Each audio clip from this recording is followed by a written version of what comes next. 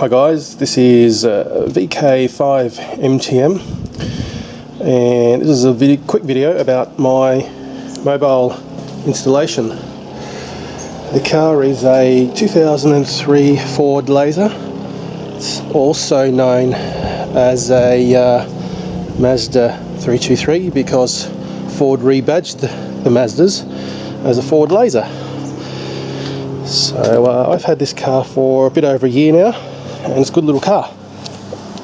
The radio, as you probably already know from all of my other videos, is a Yaesu FT857D, and it's a fantastic radio. So the face or the head is installed there, and the rest of the radio is installed down there. So yeah, that's the bulk of the unit. And the way I have it set up, there's a microphone cord which basically comes out of there, and the microphone sits in a little holder just there, just stuck on with double-sided tape. And there's some power cords and stuff down there.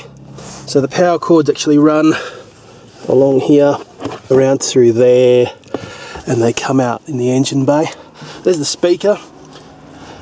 It's a Motorola speaker. It just sits there. I put it there to keep it out of the way and to try and keep it neat. And that speaker packs quite a bit of punch. The face of the radio is attached to the blanking plate, which is this thing here, and that's double-sided taped just to the stereo. It's a double-din stereo. There's nothing down here. The upgraded models of this car came with a CD stacker, which would probably be in there. Mine doesn't have one, and so basically, doing this in the sunglass, it's hard for me to see, so apologies if you're not seeing it right. But basically, that's how the stereo is attached. Sorry, not the stereo. The face of the radio. The cable comes out and goes underneath the dash. This is where the power cord comes through the engine firewall, just through there. Fortunately, I had this plastic plate that allowed me to drill a hole. And the power cord goes all the way along there, and it comes up to this relay here, and the relay is connected to the battery, and it's also connected to my ignition. And the reason for that is so I can turn the radio on and off automatically when I turn my ignition on and off. So that saves me from having to manually turn the radio on and off. And yeah, so the radio is connected directly to the battery terminals, but this little thin red wire here goes to the ignition, and it's all controlled through that. When the relay gets 12 volts through the ignition, it turns on and allows full power to come through. So that's the power. Here are my antennas. I have dual antennas. This is the Diamond NR770, and that's for 2 meters and 70 centimeters, and it basically sits on these little Nagoya mounts. They're I suppose they're a copy of the Diamond mount, but it does the job. And I have 2 HF antennas, both monoband verticals. That's the Diamond 20 meter monoband vertical, and I also have a 40 meter monoband vertical, which sits just in there.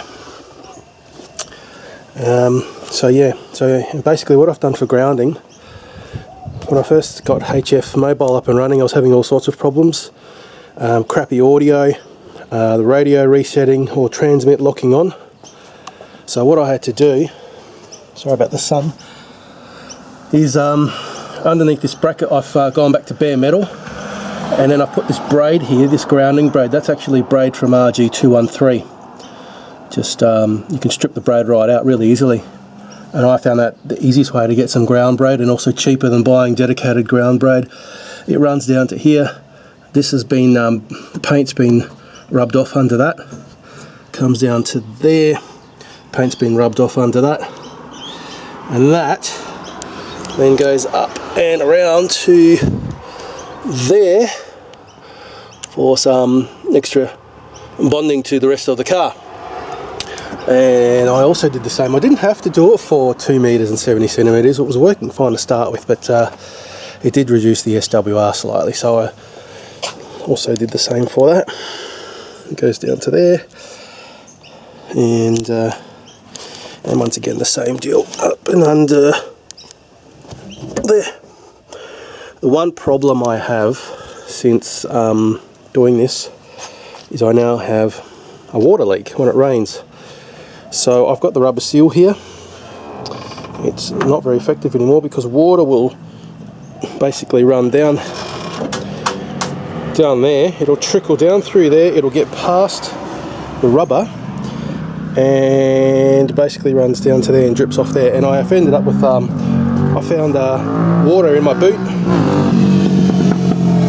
So when it rains, I have to put towels in there, otherwise the boot floor will get wet. So that's a bit of a problem I'm yet to overcome. I've got one more grounding point that I forgot to show you, and I'll do that now. So basically, what I've also done is under here, I have more braid that connects, that's a direct connect to the chassis of the car. So that basically comes out of there. That's the side of the radio, and just goes along to there, so extra grounding. So I'm told that the more grounding the better, and this seems to do the job pretty well. So yeah, that's a quick tour of the VK5 mic mobile install. And yeah, basically, so if I turn the key on, radio comes on, turn the key off, radio turns off, key on, radio comes on, turn the key off, and it's basically as easy as that. And I can't really think of anything else to show you, so yeah, if you've got any questions, feel free to ask, and we'll do my best to answer them. 73 from Victor Kilo 5 Mike Tango Mike. Hope to work you further down the log. Bye bye.